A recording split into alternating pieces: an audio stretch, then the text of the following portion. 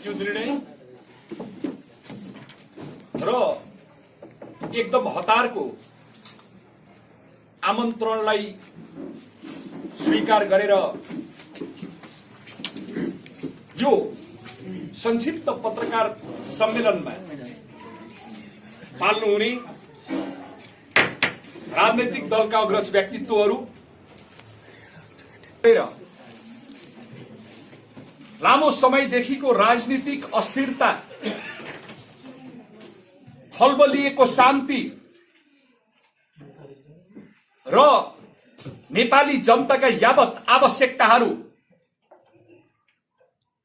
परिपूर्ति हुन्, मुलुक समृद्धिको दिशातर्फ अग्रसर होस् भन्ने उद्देश्यले नेपाली जनताले करिब 2/3 बहुमत सहित नेपाल कम्युनिस्ट पार्टी नेकपाको सरकार बनाइदिनु भयो। जनता र राष्ट्रको पक्षमा दृढतापूर्वक काम गर्नको निम्ति यो सरकारलाई अर्थात् वर्तमान राजनीतिक अवस्थामा कुनै अप्ठ्यारो, कुनै गाह्रो थिएन।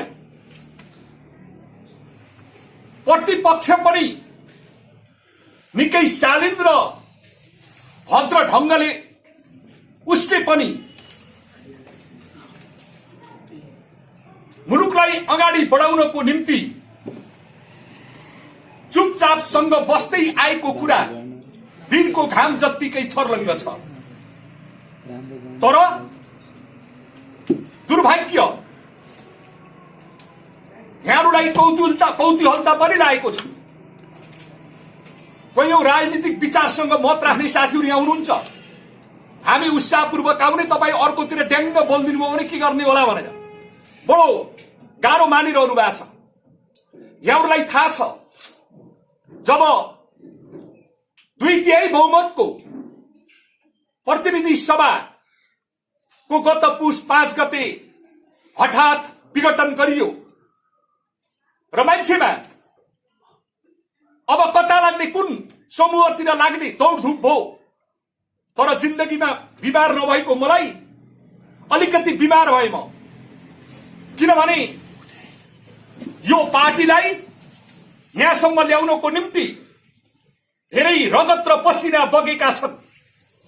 हामीले हाम्रो यो ऊर्जाशील सम्पूर्ण समय यसैका निम्ति खर्चेका छौं, सबै व्यतीत गरेका छौं। अब सुखी नेपाली र समृद्ध नेपाल भएको हामीले देख्न पाउने छौं भनेर अपेक्षा गरिरहेको समयमा आपसी राजनीति खिचातानीका कारण संविधानको कुनै पनि धारामा व्यवस्थै नभएको, संविधानको, नेपालको संविधान 2072 को धारा 76 को उपधारा 1 देखि 6 सम्म व्यवस्था गरिएका कुनै पनि चरण पार नगरिकन, कुनै पनि प्रक्रिया नपुर्याइकन तपाई संविधानको धारा 76 को उपधारा 1 बमोजिम बनेको करिब 2/3 बहुमतको सरकारको सम्माननीय प्रधानमन्त्रीज्यूले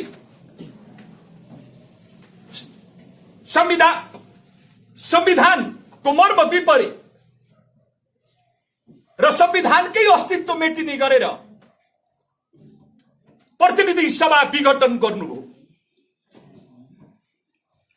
यो मैले सोचे, यो पछि म करिब 1 महिना मैले अध्ययन गरे, सामाजिक सञ्जालमै मैले साथीहरूको, अग्रज नेताहरूको, आम जनसमुदायहरू, म आजसम्म तपाईहरुको निर्देशन बमोजिम जनता नै साक्षात भगवान हुन् भन्ने मान्यतालाई अगाडि राखेर राजनीतिलाई पेशा होइन, व्यवसाय होइन, राजनीतिलाई कमाई खाने भाँडो बनाउने होइन, राजनीतिलाई विशुद्ध समाज सेवा ठानेर त्यो अनुरूप काम गर्दै आयौं। यो प्रतिनिधि सभा विघटनको घटनाले मैले पहिल्यै अनुरोध गरिसके। व्यक्तिगत रूपमा म यति मर्माहत भएँ कि बिमारी नै हुने अवस्था, औषधि नै खाने अवस्था सिर्जना भयो। तापनि मैले आफ्नो धैर्यता, संयमता मैले गुमाइन र जसलाई मैले भगवान सम्झेको थिएँ, आदरणीय जनसमुदायलाई मैले उहाँहरूको सल्लाह सुझाव दिनुस्। अब यो विषम परिस्थितिमा, राजनीतिको यो गम्भीर संक्रमणकालीन अवस्थामा कसरी अगाडि बढ्दा राम्रो होला। व्यापक जनसमुदायहरूबाट यहाँहरूले देखिसक्नु भएको छ, आदरणीय पत्रकारज्यूहरू हजुरहरूले देख्नु भएको छ, व्यापक ढंगले सल्लाह सुझाव दिनुभयो र मैले यो 1 महिनाको अवधिमा अरू सबै काम छोडेर सल्लाह सुझाव लिनमै मैले ध्यान केन्द्रित गरेँ र म हिजो मात्रै काठमाडौँबाट आएँ। करिब 12 दिनको बसाइपछि मैले सम्माननीय प्रधानमन्त्री केपी शर्मा ओलीज्यू बाहेकका अरू सम्पूर्ण नेताहरूलाई मैले भेटेर आफ्ना कुराहरू राखेको छु। धेरैलाई लाग्यो, यहाँहरूलाई पनि लागेको हुन सक्छ, धेरैले फोन पनि गर्नुभयो कि रामबहादुर चौहान पद माग्नको निम्ति, आफ्नो पद सुनिश्चित गर्नको निम्ति नेताहरूको घर दैलोमा गएको छ। म यहाँहरूसँग विनम्रता साथ आग्रह गर्न चाहन्छु, यही चार्ज लाग्ला भनेर, यही कुरा उठ्ला भनेर मैले प्रत्येक नेतासँगको भेटमा आफूभन्दा माथिल्लो तहको नेता सहित कम्तीमा 4 जना 5 जना साथीहरू लिएर मैले भेटेको छु र मैले प्रत्येक नेतासँग भनेको छु कि तपाईहरुको पछि लाइयो, तपाईहरुका कुरा पत्याइयो, तर आज तपाईहरुले बीचमा ल्याएर छोड्नुभयो, यता र उताको बनाउनु भयो। हाम्रो ऊर्जामान, सम्पूर्ण हाम्रो जीवन तपाईहरुले बर्बाद गर्नुभयो। अब यसको क्षति कसरी पनि कुनै हालतमा पनि पूर्ति हुन सक्दैन कि अब हाम्रो जागिर खाने, व्यवसाय गर्ने यस्ता धेरै कुराहरू टरिसकेका छन्। राजनीति बाहेक अरू हाम्रो पेशा हुन सक्दैन।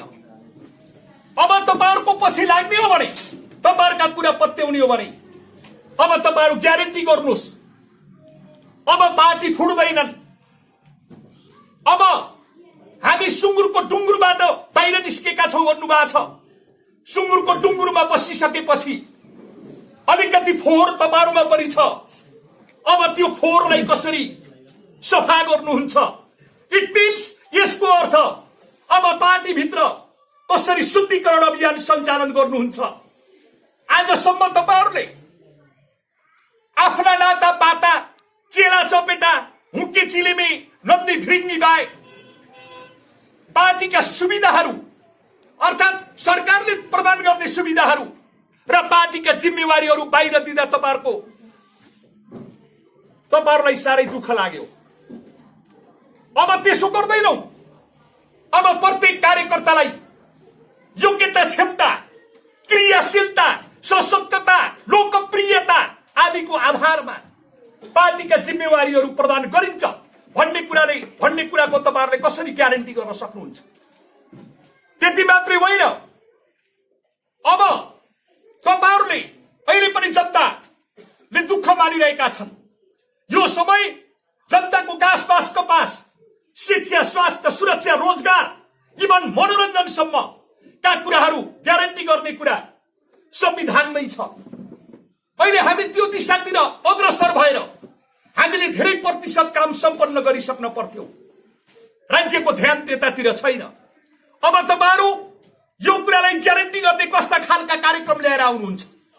मैले आदि जिज्ञासा राख्नको निम्ति, आफूलाई परेको त्यो पीडा आफूभन्दा अग्रज नेताहरूसँग राख्नको निम्ति म काठमाडौँमा मैले 12 दिन, यो जीवनको लगभग महत्त्वपूर्ण घटना हो। म काठमाडौँमा 12 दिन बसेको। मैले 12 दिन बसेर काठमाडौँमा रहनुभएका सम्पूर्ण नेता र अर्घाखाँचीवासी कार्यकर्ताहरू, अर्घाखाँचीबाट त्यहाँ बसोबास गर्नुभएका महानुभावहरूसँग मैले गम्भीर छलफल र समीक्षा गरेर आएको छु। महानुभावहरू, यहाँहरूले प्रश्न गर्न सक्नुहुन्छ यत्रो जिल्लाका ठुल्ठुला नेताहरू एकजुट हुनुभएको छ जिल्लाको समृद्धिको निम्ति, जिल्लाको विकासको निम्ति, जिल्लाको अग्रगतिको निम्ति, जिल्लालाई नारायणमान बिजुछीले भक्तपुर बनाए जस्तो बनाउनका निम्ति यो जिज्ञासा उठ्छ। यही मिठो ढङ्गले अरूले प्रश्न उठाउनुहुन्छ। मलाई थाहा छ सवाल के हो भने ढाँटको निम्तो खाइपत्ताइयो। विगतमा हेर्नु नि त धेरै अवसर पाएका नेताजीहरू हुनुहुन्छ नि त, धेरै पटक जिल्लाले मन्त्री पाछ, केवल ती समय धेरै गफमा बिते। पहिले पनि यहाँहरू भरममा नपर्नु भए हुन्छ। यहाँहरू मार्फत म सम्पूर्ण अर्घाखाँचीवासी स्वदेश तथा विदेशमा रहनुभएका आम जनसमुदायहरूसँग निवेदन गर्न चाहन्छु। अब भक्तपुरमा चाहिँ त्यो नारायणमान बिजुक्से जस्तो कोही बन्न नखोजे हुन्छ कि यहाँहरूलाई भनौँ उही काले काले मिलेर खाउँ भाले भोलि पनि आफ्नै पद सुनिश्चित गर्नको निम्ति, सुरक्षित गर्नको निम्ति बडो मिठो एकजुट हौँ, कोही नजाउँ भन्ने खालको नारा ल्याउनु भएको छ। यो नारामा कुनै दम छैन। अहिले म पदको निम्ति दौड्ने भए धेरैले मलाई केन्द्रीय सदस्य दिनुभएको छ, पार्टी सचिव पनि दिनुभयो, तर पद र प्रतिष्ठाको निम्ति म मरि हत्या गर्ने मान्छे होइन। पद र प्रतिष्ठाको निम्ति मरि हत्या गर्ने भए पञ्चायतमै ढोकाभित्र छिरिसकिन्थ्यो। 12-13 वर्षको उमेरमा पञ्चायतले थिलो पारेर मर्छ भनेर फालेको मान्छे हो हामी। ती सब हुरी हुन्डरी सधैँ आएका हुन्। हामीलाई कुनै लोभमा पद प्रतिष्ठा अरू कुनैमा फस्नु छैन। मैले अरूलाई निवेदन गर्न चाहन्छु कि पद प्रतिष्ठाका कुराहरू कुन कुराहरू हुन्। सबैभन्दा ठूलो कुरो संविधान बचाउने कुरा। संविधान बचेर भने नेपाल रहन्छ कि रहन्न कुरो त्यहाँसम्म छ। नेपाल आमा छटपटाइरहनु भएको छ। आमाको यो पीडामा कैयौं छोराहरू खित्का छोडेर हाँसिरहेका छन्। त्यसरी खित्का आमाको पीडामा खित्का छोडेर हाँस्ने, हाँसी मजाकमा उडाउने, जनतालाई चटक देखाउने, यस्तालाई आफ्नी आमा भन्ने अधिकार छ कि छैन मलाई लाग्दछ छैन। यदि यो प्रतिनिधि सभा विघटन संवैधानिक हो भने यहाँले अनुमान गर्न सक्नुहुन्छ सम्माननीय प्रधानमन्त्री केपी शर्मा ओली र उहाँका पक्षधर केन्द्रदेखि तलसम्म रहेका पक्षधर मान्छे भए एकजना कसले यो संविधान विघटनको घटना के प्रतिनिधि सभा विघटनको घटना संवैधानिक बनेको छ। यो असंवैधानिक हो। संविधानमा कोही पनि उल्लेख छैन। यो अलोकतान्त्रिक हो। नेपाली जनताले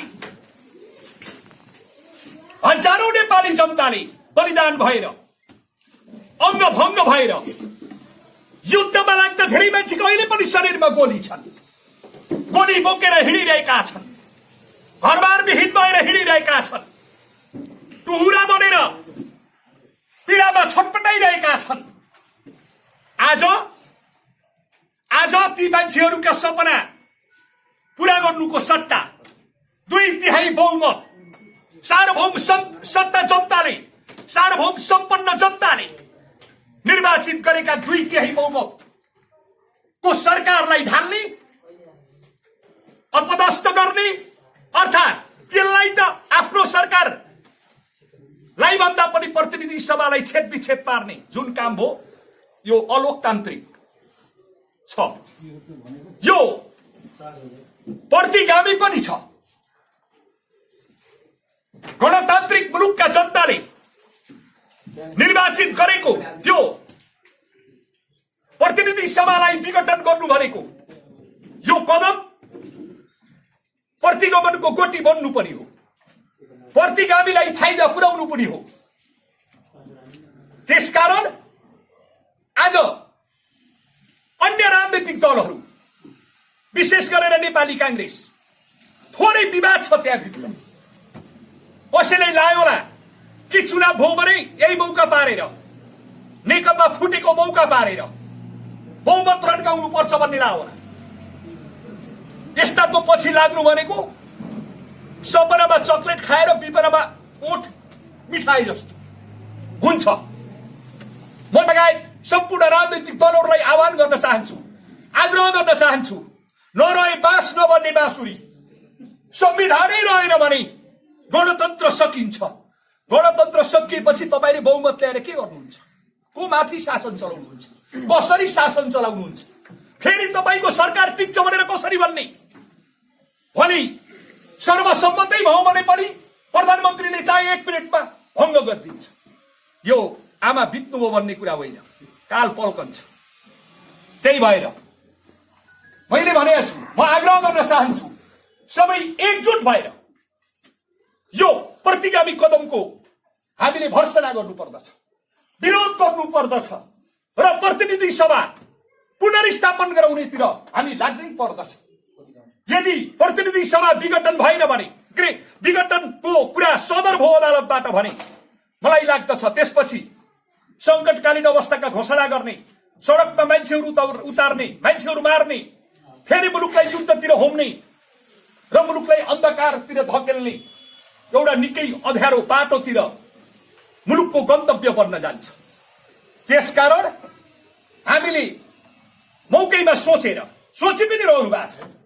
आज नेपाली कांग्रेस मात्रै होइन, जनता समाजवादी, विवेकशील साझा पार्टी, राष्ट्रिय जनमोर्चा लगायत सम्पूर्ण राजनीतिक दल, नागरिक समाज, कानूनविदहरू, अझ कानूनविद भन्दा पनि पूर्व सम्माननीय प्रधानमन्त्री प्रधान न्यायाधीशज्यूहरू, पत्रकारज्यूहरू, मजदूर, किसान, विभिन्न राजनीतिक दलसँग आबद्ध भातृ संगठनहरू र आम नेपाली जनता एक ढिक्का भएर यो प्रतिगामी कदम प्रतिनिधि सभा विघटन सम्बन्धी यो कदमको आज सम्पूर्ण नेपाली जनताले विरोध गरिरहेका छन्, संघर्षको मैदानमा होमिएका छन्।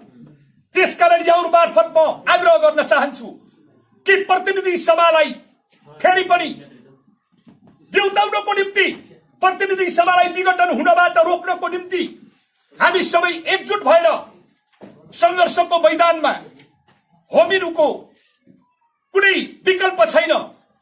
र यहाँहरूलाई लाग्न सक्छ यो सम्मानित अदालतको इजलासमा भएको कुरा हो, यो बारेमा हामी धेरै बोल्नु हुँदैन। तर कुरा के हो भने दिन दहाडै संविधानका अरू बाँकी 6वटा उपधारालाई जम्प गरेर नागेर एकै पटक 7औं उपदफामा पुगिएको छ। यो दिनको घाम जत्तिकै छर्लङ्ग छ।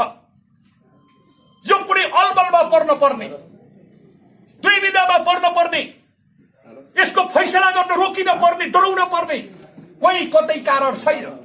त्यसकारण सम्मानित सर्वोच्च अदालतले यो बारेमा विवेक पुर्याउने नै छ। हामीले त्यो विश्वास गर्नु बाहे अहिले बढी कुरा गर्नु त्यति सान्दर्भिक हुँदैन। जहाँसम्म चुनाव चिन्हको कुरा छ, मैले भन्छु पार्टी फुटेकै होइन। केही साथीहरूले, केही महानुभावहरूले सँगै बस्दैन भन्नु भएको छ। अझै अलग्गै भान्सा जमाउने काम भएको छैन। एउटै भकारीबाट झिकेर पकाउने काम दोहोरेली गर्नु भएको छ। कुरा के हो भने तर साथीहरूले फेरि 118 जना जम्मा भएर 1199 जना कति थप्नुभयो? 118 मा 199 कुरो 4 जना बसेर 15 जना थप्न पाइन्छ पाइन्न? 118 जनाले बाँकी रहेका 315-16 जनालाई कारबाही गर्न पाइन्छ पाइन्न? के हो त्यो लेनिनवादी संगठनात्मक सिद्धान्त? व्यक्ति संगठनको अधीनस्थ हुनुपर्छ कि पर्दैन? तल्ला कमिटीहरू माथिल्लो कमिटीको अधीनस्थ हुनुपर्छ कि पर्दैन? सबै कमिटीहरू केन्द्रीय कमिटीको अधीनस्थ हुनुपर्छ कि पर्दैन? केन्द्रीय कमिटी महाधिवेशनप्रति अधीनस्थ हुनुपर्छ। यही हो हामीले पढेको लेनिनवादी संगठनात्मक सिद्धान्त। यो I am the state, I am the party, अरू सबै केही पनि होइनन्, सर्वे सर्वा मै हुँ भन्ने जुन सर्व सम्माननीय प्रधानमन्त्रीज्यूमा अलिकति दम्ब पलायो, यही दम्बले यो दुर्घटना निम्त्याउँदैछ। त्यसकारण 294 जनाको हस्ताक्षर, 315 जनाको सहमति सहित 443 जनामा कोही मर्ने भाग्ने भएको छ, कोही थपिने पनि हुनु भएको छ, केन्द्रीय कमिटीमा 2-4 जना यताउता छ। 315 जनाले हस्ताक्षर गरेर आवश्यक पर्छ भने हामी यहाँ छौं भनेर बिल्लै टाँगेर देखिनु भएको छ र आवश्यक परे निर्वाचन आयोगमा उपस्थित भएर दस्तखत समेत गर्न तयार हुनुहुन्छ। त्यसलाई एकातिर छलेर 118 जनाको पार्टीलाई मलाई लाग्छ यो सूर्य चिन्ह र नेपाल कम्युनिस्ट पार्टी नेकपा यो नाम दिन्छ जस्तो लाग्दैन। तपाईहरु आफै विचार गर्नुस्, दिन मिल्छ कि मिल्दैन। 294 जनाले हस्ताक्षर गरेको समूहलाई बाइपास गरेर 118 जनाको समूहलाई दिन मिल्छ कि मिल्दैन। निर्वाचन आयोगको त्यो कानूनमा प्रश्न लेखिएको छ। महासचिव अध्यक्षको कुरै होइन, कुरै छैन त्यहाँ। त्यो त एउटा जिम्मेवारी बाँडेको मात्रै हो। केन्द्रीय कमिटीको जनता बहुमत हुन्छ, उसैलाई आधिकारिक पार्टी मानिनेछ भनेर प्रश्न उल्लेख गरेको छ। त्यसकारण यसमा दुई विधामा बढिरहन पर्ने जरुरी छैन। र म यहाँहरू मार्फत आम जनसमुदायहरूलाई, हाम्रो विचारसँग सहमत रहनुहुने आम जनसमुदायहरूलाई र सबै जनसमुदायहरूलाई आग्रह गर्न चाहन्छु, यो चिन्हको पछाडि धेरै अल्बलिनु जरुरी छैन। यो कुरो त बाहिर जानै मिल्दैन, तर फेरि पनि त्यो चिन्ह भन्ने कुरा त हामीले बनाएको न हो कि 2064 सालमा तत्कालीन माओवादीले सूर्य चिन्ह लिएर बहुमत ल्याएको थियो र भैँसिया हतौडामा पनि ल्याएको थियो। मै हो त्यो मान्छे दिलाराम आचार्य एमाले र राष्ट्रिय जनमोर्चाको संयुक्त उम्मेद्वार हुँदा गिलास बोकेर मै हिँडेको थिएँ, यो गिलासमा भोट हाल्नु होला भनेर। गिलासले पनि त जित्दो रहेछ नि। त्यसकारणले चिन्हले जित्ने होइन। र फेरि यसो भन्दा चिन्ह बाहिर जान्छ कि त्यो पनि होइन, जान्छ जान्ने एउटा थाहा छ। र अन्त्यमा मैले यहाँहरू मार्फत सम्पूर्ण जनसमुदायहरूलाई आग्रह गर्न चाहन्छु, यदि नेपाली जनताका अपेक्षाहरू पूरा गर्ने हो भने, मुलुकलाई राजनीतिक स्थिरता प्रदान गर्ने हो भने, शहीद बेपत्ता घाइते अपाङ्ग सबैका सपना साकार पार्ने हो भने, मुलुकको राष्ट्रिय एकता अखण्डता सार्वभौम सत्तालाई सुनिश्चित गर्ने हो भने हामीले यो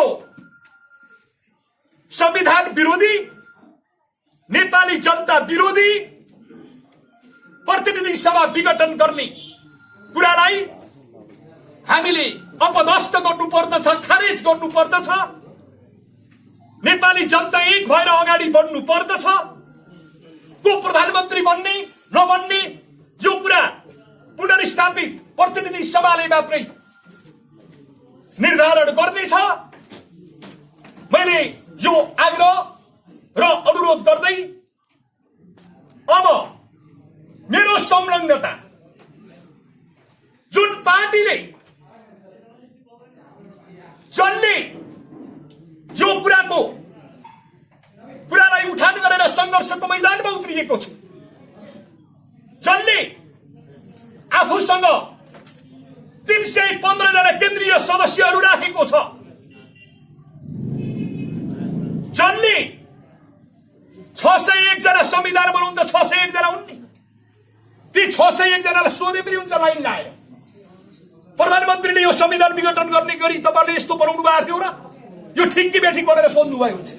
त्यो बनाउनलाई थाहा होला नि, केही दायाँ बायाँ भए पनि धेरै त्यही हुनुहुन्छ नि। त्यसकारणले यो घटनालाई सच्याउनको निम्ति, सच्याउने गराउनको निम्ति आन्दोलनको उठान गर्ने ढंगले यो कुरालाई जसले नेतृत्व गरेको छ नेपाल कम्युनिस्ट पार्टी नेकपाको 441 सदस्य मध्ये केन्द्रीय कमिटी मध्ये जोसँग बहुमत छ अब उपरान्त हाम्रो साथ त्यतै रहने। प्राप्त सुझावहरू काठमाडौँको लामो बसाई लगातारको परामर्श लगातारको सुझाव ग्रहण सामाजिक सञ्जाल मेसेन्जर आदिबाट प्राप्त सुझावहरू सल्लाहहरूको आधारमा अब हामीले आजदेखि त्यो पार्टीलाई सघाउने त्यो अभियानलाई सघाउने उनले निर्धारण गरेका उनले तय गरेका उनले निर्देशन गरेका हरेक आन्दोलनका कार्यक्रमहरूमा जनको च्याखे थापेर अघि बढ्ने र त्यो दिशातिर अगाडि बढ्नको निम्ति आम जनसमुदायहरूलाई समेत हार्दिक अनुरोध गर्दै अब हामी यस्तो पार्टी निर्माण गर्छौं नामकाजी होइन कामकाजी। यो हेर्दै जानुस् तपाईले हेर्दै जानुस् हामीले गफ गर्दैनौं। अरे एउटा हुप्पी खेल्दै सन्धि खर्कबाट हुप्पी खेल्दै सुपा पुग्न छैन हामीलाई। हामी यही बस्छौं कतै जान्न हामी तपाई हेर्दै जानु। हामीलाई ठान्टु छैन देख्नु भएको छैन त 12 महिना अस्पतालको अध्यक्ष हुने मौका पाएको कसरी काम गर्न पर्छ अनुभव छ। जिम्मेवारी हरेक जिम्मेवारी काँधमा बोक्नेको मस्तिष्कमा समझदारी हृदयमा इमानदारी हुनै पर्दछ। म यदि राजनीति गर्ने हो र नेता हुने हो भने जनताको पीडामा मैले मलमपट्टी लाउन सक्नै पर्दछ आफ्नो योग्यता र क्षमताले भएसम्म। जनतालाई जहिले पनि भगवान सम्झेर मैले सेवा गर्नु पर्दछ। हामी त्यो दिशातिर क्रियाशील हुन्छौं। मेरो भूमिका त्यो दिशातिर अग्रसर हुन्छ।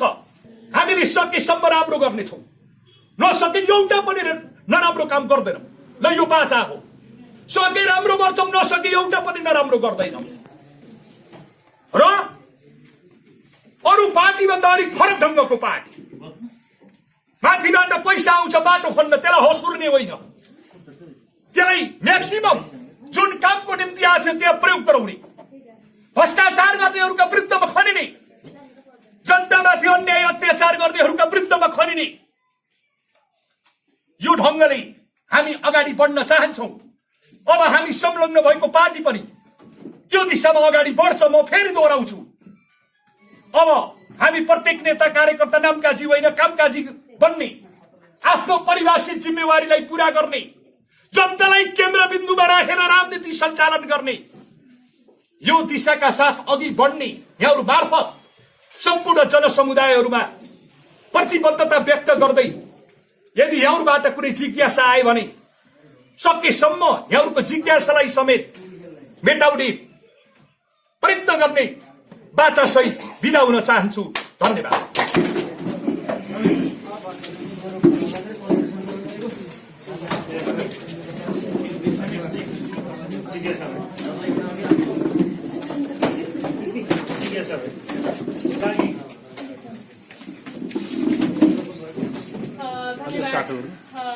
नेता रामबहादुर चौहानज्यूलाई उहाँले आफ्नो राजनीतिक धारणा क्लियर गरिसक्नु भएको छ। आफ्नो दिशा